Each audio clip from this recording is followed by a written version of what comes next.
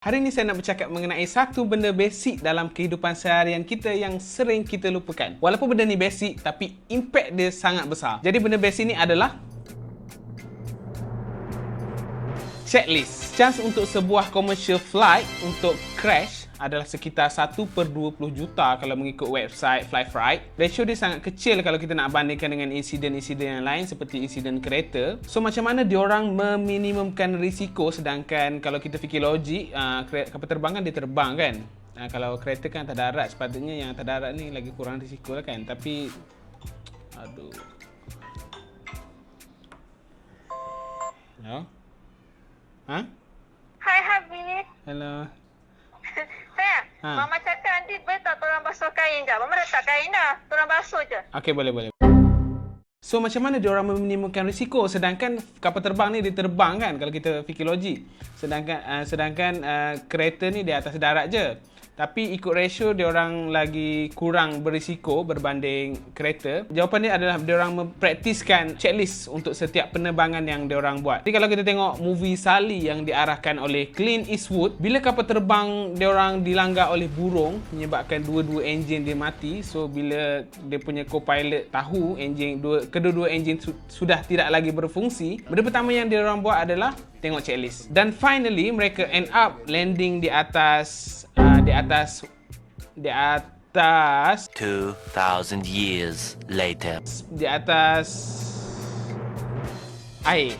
Mereka end up landing atas air dan semua penumpang selamat. Jadi movie ni dibuat berdasarkan kisah benar yang berlaku dekat US pada tahun 2009. Yang mereka anggap benda ni macam sebuah keajaiban lah. Sebab sebelum ni belum pernah ada lagi commercial flight yang landing atas air dan semua penumpang dan juga kru selamat. Dr. Atul Gawande yang merupakan seorang surgeon dekat US juga ada tulis pasal benda ni dalam buku beliau yang bertajuk Checklist Manifesto. Dalam situasi doktor bedah seperti beliau, terlupa satu step simple seperti basuh tangan boleh menyebabkan kehilangan nyawa seseorang. Dalam buku tu juga ada tulis mengenai filosofer pada tahun 70-an yang ada sebut pasal dua sebab kita gagal. Yang pertamanya adalah ignorance.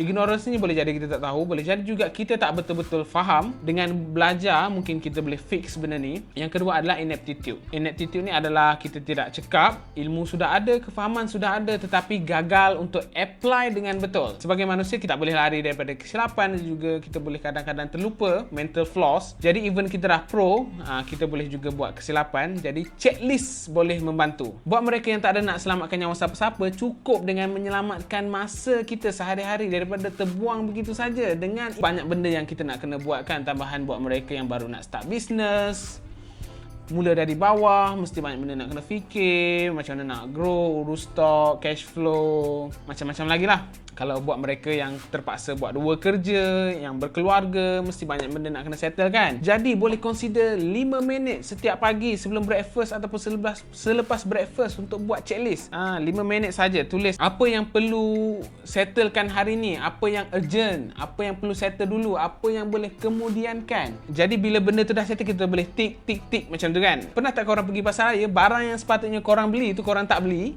barang yang tak sepatutnya korang beli tu korang pergi beli. Itulah saya.